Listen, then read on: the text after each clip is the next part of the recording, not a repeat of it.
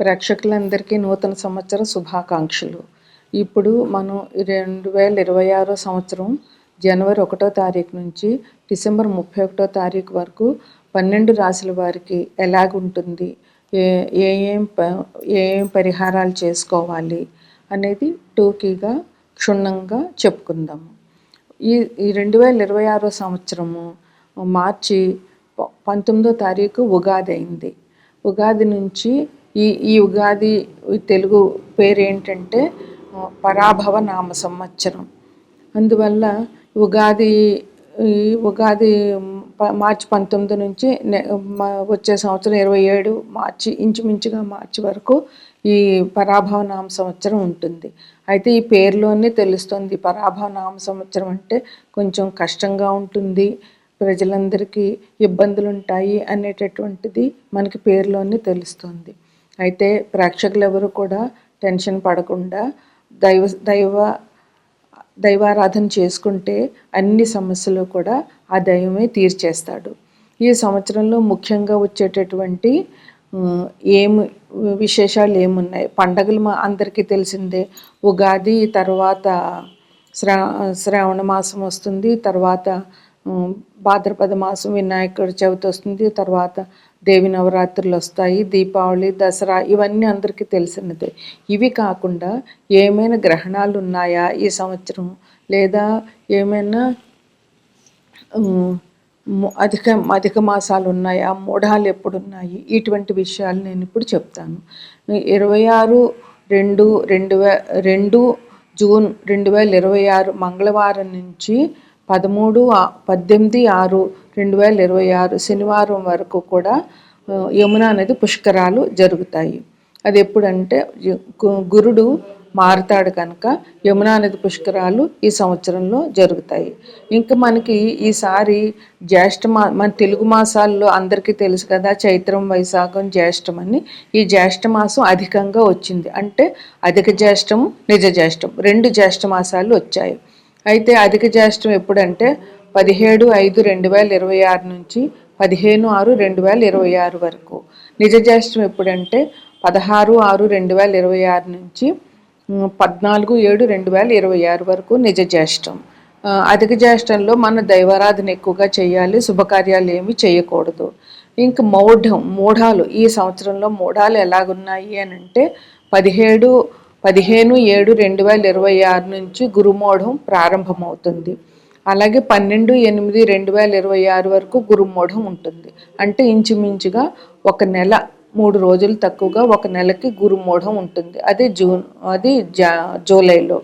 ఇక శుక్రమూఢం ఎప్పుడంటే 19/10/2026 నుంచి 29/10 అంటే 10 రోజులు శుక్రమూఢం ఉంటుంది. ఇది ఈ సంవత్సరంలో ఉన్న మూఢాలు. ఇక ఈ సంవత్సరంలో ఎటువంటి గ్రహణాలు లేవు.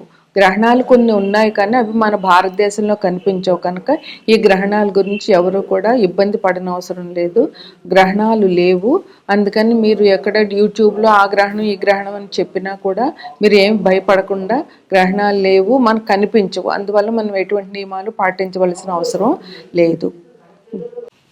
12 రాశుల్లో 2వ రాశి వృషభ రాశి. ఈ రాశ్యాధిపతి శుక్రుడు. అయితే వృషభ రాశిలో కృత్తిక 2, 3, 4 పాదాలు, రోహిణి 4 పాదాలు, మృగశిర 2 పాదాలు ఉంటాయన్నమాట. అయితే ఈ రాశి వారికి 2026 సంవత్సరంలో ఎట్లా ఉంటుంది? మనకి మార్చిలో ఉగాది వస్తుంది. మార్చి 19వ తారీఖున. మీకు ఏప్రిల్ బాగుంటుంది, మే కొద్దిగా ఇబ్బందులు ఉన్నాయి, మళ్ళీ జూన్, జూలై, ఆగస్ట్, సెప్టెంబర్ బాగుంటుంది, ఎటువంటి ఇబ్బందులు లేవు. అక్టోబరు కొంచెం ఇబ్బందులు ఉంటాయి, నవంబరు బాగుంటుంది, డిసెంబర్లో మళ్ళీ కొంచెం ఇబ్బందులు ఉంటాయి. మనకు ఓవరాల్గా ఎట్లాగంటే మిశ్రమ ఫలితంగా ఉంటుంది 2026 మీకు అని చెప్పవచ్చు అన్నమాట. ముఖ్యంగా ఏంటంటే మీకు కోపం ఎక్కువగా వస్తూ ఉంటే ఆ కోపాన్ని నియంత్రించుకోండి. ముందుగా నేను మీకు బ్యాడ్గా ఏదుందో, చెడుగా ఏమున్నాయో అది చెప్తున్నాను. మీకు కోపం అధికంగా వచ్చే పరిస్థితులు ఉన్నప్పుడు మీరు కోపాన్ని అదుపులో పెట్టుకోండి. కోపం వల్లే మనకు శత్రువులు పెరుగుతారు. దానివల్ల ఆ గొడవలు పెరగడం వల్ల మనశ్శాంతి ఎవరికీ ఉండదు. దానివల్ల మనకి ఏ ఇంట్లో పనులు చేయలేము, ఆఫీస్లో వర్క్ చేయలేము. అందువల్ల కోపాన్ని మీరు నియంత్రించుకోవడానికి కొంచెం ప్రాక్టీస్ చెయ్యండి. అట్లాగే మీకు విరోధులు కూడా పెరుగుతారు. మీరు గొడవలు పడితే ఆటోమేటిక్గా మనకు శత్రువులు పెరుగుతారు. అందువల్ల మీరు జాగ్రత్తగా ఉండండి. మీ శత్రువులతో కూడా మీరు జాగ్రత్తగా ఉండండి. ఇంకా కొద్దిగా ఆరోగ్యం దెబ్బతినే అవకాశాలు ఉన్నాయి. అంటే మీకు ఎప్పుడైతే ఏ నెలలు అయితే బాగోలేవని చెప్పామో ఆ నెలల్లో కొంచెం జాగ్రత్తగా ఉండండి. అనవసరం ఖర్చులు కూడా మీరు ఎక్కువగా చేస్తారు ఈసారి. అంటే మీకు అలా చేసే పరిస్థితులు వస్తాయి. అందువల్ల మీరు ముందుగానే ఆలోచించుకుని జాగ్రత్తగా ఖర్చుల నియంత్రణలో పెట్టుకోండి. ఇంకా వాహన ప్రమాదాలు కూడా జరిగే అవకాశాలు ఉన్నాయి. అందువల్ల వాహనాల మీద వెళ్ళేటప్పుడు జాగ్రత్తగా ఉండండి. ముందుగానే బయలుదేరే ముందే, ఒకవేళ మీ సొంత వాహనంలో మీరు వెళ్తున్నట్లయితే బయలుదేరే ముందే అది పూర్తిగా చెక్ చేసుకోండి. అది మధ్యలో ఎక్కడ ట్రబుల్ ఇచ్చేసి మీరు అర్ధరాత్రిలో ఎక్కడో ఆగిపోకుండా మీరు ఆ వాహన ముందు చెక్ చేసుకోండి. ఒకవేళ అది బాగోలేకపోతే మీరు గవర్నమెంట్ వాహనాల్లో వెళ్ళండి. అది మీకు చాలా అవసరం. దానివల్ల మీకు ప్రమాదాలు తగ్గే అవకాశాలు 90% వరకు ఉంటాయన్నమాట. ఇంకా కొన్ని ఇబ్బందులు ఉంటాయి, కానీ ఇవన్నీ మీకు కొంచెంగా జరిగే నష్టాలు. ఇంకా మీకు జరిగే మంచి పనులు ఏంటంటే మీరు పీఠాధిపతులను కలుస్తారు. పీఠాధిపతులను కలవడం అంటే మనం సాక్షాత్తు దేవుడి తర్వాత గురువుని కలిసినట్లే. ఆయన కలిసి ఆయన ఆశీర్వాదాలు తీసుకుంటే అన్ని సమస్యలు కూడా మీకు తగ్గిపోతాయి. ఇంకా భార్యాభర్తలు ఇద్దరికీ కూడా మంచి అవగాహన ఉంటుంది. మీరు ఇద్దరు కూడా గొడవలు పెట్టుకోవడం లాంటిది ఉండదు. ఒకవేళ చిన్న చిన్న గొడవలు వచ్చినా కూడా మీరు బాగా కలిసిపోయి చాలా అండర్స్టాండింగ్గా ఉంటారన్నమాట. శారీరకంగా మానసికంగా కూడా మీరు దృఢంగా ఉంటారు. అందువల్లే మీరు నేను ఇందాక చెప్పినటువంటి కొన్ని చిన్న చిన్న సమస్యలు వచ్చినా కూడా మీరు నెగ్గగలుగుతారు.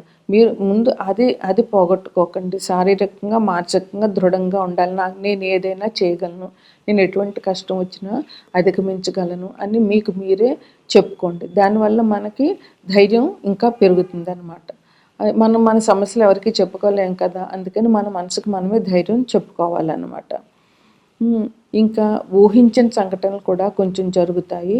అది మీరు కొంచెం రెడీగా ఉండండి. ఇంకా పనులు కూడా మధ్యలో ఆగిపోవడం అట్లాంటివి జరుగుతాయి. అందువల్ల మీకు ఓవరాల్గా ఈ సంవత్సరం ఎట్లా ఉంటుందంటే ఆరోగ్య విషయంలో చిన్న చిన్న ఇబ్బందులు వస్తాయి. ఆదాయం పర్వాలేదు, ఎందుకంటే ఆదాయం ఖర్చులు చేస్తున్నామంటే ఆదాయం వస్తున్నట్లే కదా. ఇంకా మీ పిల్లలు చక్కగా ఉంటారు. చిన్న చిన్న ఇబ్బందులు వచ్చినా పిల్లల్ని కొంచెం శ్రద్ధగా చూడండి. వాళ్ళని ఒక కంట కనిపెట్టి ఉండండి. ఇంకా కుటుంబం విషయంలో ఒకవేళ మీ కుటుంబ విషయంలో సమస్యలు వస్తున్నాయి అంటే మీరే ముందుగా గ్రహించుకుని మీరే వాటిని పరిష్కరించుకోవడం దిశగా ఆలోచించండి. కుటుంబ సభ్యులతో సంయమనం పాటించండి. వాళ్ళని కూడా వాళ్ళ సమస్యలు తెలుసుకుని వాళ్ళ సమస్యలకి మీరు హామీ ఉండండి. అప్పుడు కుటుంబంలో గొడవలు కూడా తక్కువగా ఉంటాయి. అట్లాగే మీరు మీ చుట్టుపక్కల వాళ్ళతోటి మంచిగా ఉన్నారంటే సంఘంలో కూడా మీ పరపతి పెరుగుతుంది. అది మన చేతుల్లోనే ఉంటుంది. ఇంకా ప్రయాణాలు చేసేవారికి కొంచెం జాగ్రత్తగా ఉండండి. ఎందుకంటే కొన్ని ఇబ్బందులు ఉన్నాయని చెప్పాం కదా, అవి మీరు సొంత వెహికల్లో వెళ్ళేటట్టయితే జాగ్రత్తగా చూసుకోండి. ప్రమాదాలు లేకుండా చూసుకోండి. ఇంకా తీర్థయాత్రలు చేయగలిగితే చేయండి. మీ స్తోమతను బట్టి వెళ్ళండి. ఇంకా సంతానం విషయంలో సంతానం లేని వాళ్ళకి సంతానం కలుగుతుంది. సంతానం ఉన్న వాళ్ళకి చిన్న చిన్న సమస్యలు ఉన్నా కూడా మీకు ఇబ్బంది ఏమి ఉండదు. ఇక మీరు మంగళవారం నియమాలు పాటించండి. అంటే మంగళవారం నియమాలు అంటే ఆంజనేయ స్వామి గుడికి వెళ్ళడం, లేదా సుబ్రహ్మణ్యేశ్వర స్వామి ఆలయానికి వెళ్ళడం, మీ చేతనైతే చేయగలిగితే సుబ్రహ్మణ్యేశ్వర స్వామికి పాలాభిషేకం 2 జంట నాగులు ఉంటాయి కదా చేయడం, లేదా సుబ్రహ్మణ్య కరావలంబ స్తోత్రము, సుబ్రహ్మణ్యేశ్వర అష్టకము ఏదో ఒకటి మీ ఇంట్లో మీరు చేయగలగడం. మీ ఇంట్లో జంట నాగులు ఉంటే మీరు అభిషేకం చేసుకోవడం, హనుమాన్ చాలీసా 11 సార్లు పారాయణ చేయడం, హనుమాన్ టెంపుల్కి వెళ్ళడం, ఇట్లాంటివి చేయండి. మీకు చేయగలిగితే శ్రీశైలం శివాలయానికి దర్శనం చేసుకోండి. లేదా మీరు వెళ్ళలేకపోతే మీ దగ్గరలో ఉన్న శివాలయానికి రోజు వెళ్ళడానికి ప్రయత్నించండి. కుదరకపోతే సోమవారం అయినా వెళ్ళండి. శనివారం తప్పకుండా వెళ్ళండి శివాలయానికి. మీరు ఇంట్లో చేతనైతే శివాష్టకం చేసుకోండి. ఇవి మీకు ఈ సంవత్సరం మీ సమస్యల నుంచి మీరు వైదొలిగే పరిహారాలు.